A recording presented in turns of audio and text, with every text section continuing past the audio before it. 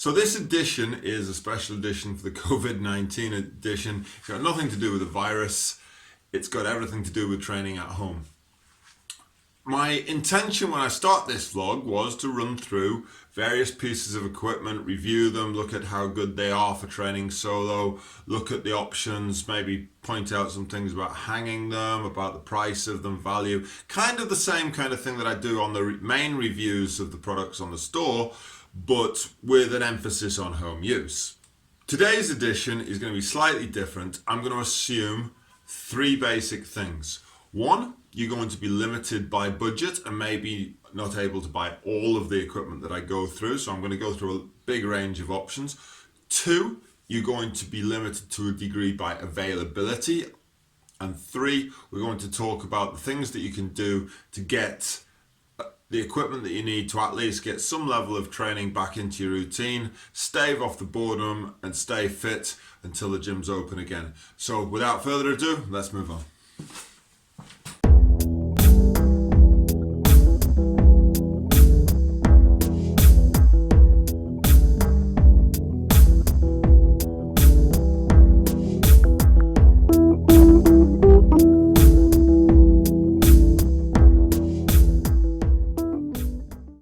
So the first thing that I'm going to talk about are weights. I bought Olympic weights a long time ago for the then gym that I was running, and I've never really been without them since.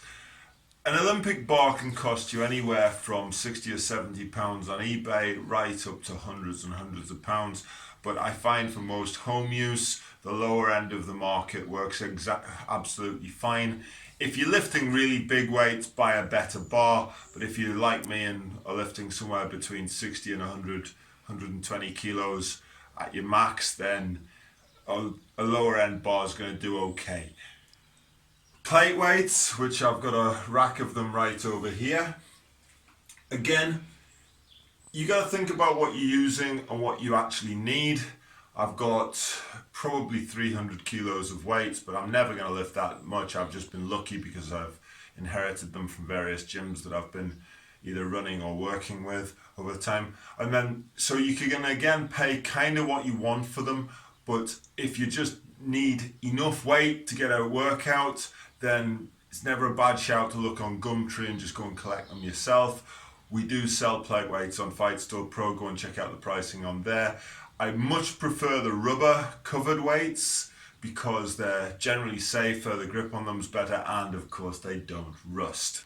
One other thing that you may want to buy alongside an Olympic bar is a rack for doing squats, or otherwise known as a squat rack. Now this one here is great because it comes in two halves. The other half is over there. It's fully adjustable, you can get it to whatever height you want. It's a bit flimsy, it's not the best, so if you're squatting a lot of weight, if you're capable of squatting a lot of weight, then I would perhaps go for something much heavier duty. But this does me absolutely fine. This was given to me, but I know that you can pick these up at reasonable cost on the likes of eBay or Gumtree. And we have various different racks on fightstorepro.com which you can check out if you're wanting something a bit better quality. This has worked fine for me.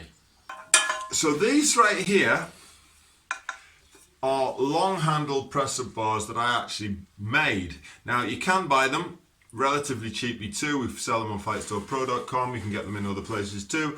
What's great about these is they're versatile. You can move your hand positions on them, you can turn them around, turn them out, do diamond press-ups. You can also do dips on them. Very versatile, very cheap, great for the home gym. Thoroughly recommend you get a set. So the staple of anybody's home gym setup, if you're a combat sports or martial arts enthusiast, is going to be some form of heavy bag. I've got two here. I've got the Aqua bag and I've got Corona Bob, who is ready for any eventuality. But I've already done an entire series on pretty much every type of bag that you can buy, all of which would be relevant for a home setup. The questions aren't which bag for a home setup. The question is, which bag can I actually get fitted into my garage, into my shed, into maybe a room within the actual house itself, or like many of my customers, you could hang one outside of the house using an external wall. So let's talk about how you hang them. I did it already in the review, but just a quick one. You just need a strong enough ceiling to hold the weight. That's obvious, but you need a wooden joist or something that you can get a steel plate or something of the like into it. Obviously, bags weigh different amounts. The lightest ones are going to be 20 kind of kilos. The heaviest ones can go over 100 kilos, anywhere in the middle, but the average is probably between 30 and 40 kilos. You need to think about this very, very carefully before you hang it in your ceiling. And if it is within a house, there's a floor above you, then think about when you hit the thing, whether it's jumping, making a lot of noise. You need to think about chains. If you're using a bag with chains, they're going to make a hell of a racket. So think about the impact that may have on your neighbors.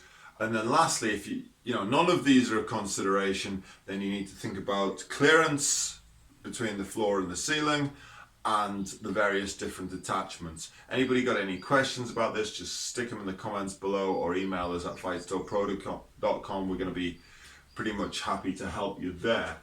We also have the freestanding bag. I did a whole review on this. It's got some pluses, it's got some minuses. Go and check out the review. But the heavy bag is an absolute winner for any combat sports enthusiast. Which one you choose is all going to depend on your ability to hang it or fit it within your home gym setup. The martial arts equivalent of a volleyball, the floor to ceiling ball, is very, very light, is easy to get into almost any home gym setup. You can anchor it to the floor with a plate weight or a kettlebell. And as long as you've got some strength in your ceiling, it doesn't take the kind of, it doesn't require the kind of strength that a 40 kilo heavy bag would be for sure. I recommend this for any martial artist, or any martial artist who uses strikes at least, for any home gym setup. 40 quid for a leather floor to ceiling ball, usually comes with the wires. I'll leave all the detail for this for a vlog that I'm going to do about specifically about the floor to ceiling ball, but I thoroughly recommend these for any home gym setup. Okay, so we've hit the floor. This is the Rev Gear Motion Master, developed in conjunction with Eric Paulson of CSW fame. Now, if you're doing jiu-jitsu or MMA and you can't train with a partner, this poses a whole bunch of problems if you want to keep your flow going on the floor or want to practice anything to do with those two martial arts. Whether it be the Motion Master, which is great for position, the throwing bag, which is great for position, ground and pound and throwing, or a bag like the Fairtex Maddox dummy, all of these are going to at least keep your hand in with jiu-jitsu whilst you can't train with a partner. They've got a whole bunch of other things which are actually almost an advantage on training with a partner as well, which we haven't got time to go in for here. Now, you might think, hey, I need some mats as well. Yeah, mats would probably be preferable. However, if you've got any form of carpet or flooring, where a set of gi bottoms and perhaps some wrestling boots, you're going to be able to do a lot of these drills without matting. Just something other than concrete's going to be okay, especially if you're sensible about it. One of the things I also like to do with this one and the Fairtex Maddox is stick a gi on it and use it for practicing chokes as well. So we come to the kettlebell. Big cannonball with a handle. Now, this one ain't so good actually, albeit it was given to me by a friend of mine a long, long time ago. One of the things to look for on a kettlebell is the clearance of the handle away from the ball itself. This one actually could cause a wrist injury, so I use it for a very limited amount of exercises. So you need one, they're better when they've got the shape which comes a bit further off, around about another 1.5 inches or so up from that. That's my only real note about the shape of them, but they have a classic shape. They sell these things even in Tesco's now. There's plastic versions filled with sand and what have you. Also, try and get a decent quality one. You can do a vast range of exercises. You can find any amount of information on how to use them free on the internet. perfect addition to any home gym setup. For a COVID-19 man cave, this is a good piece of kit.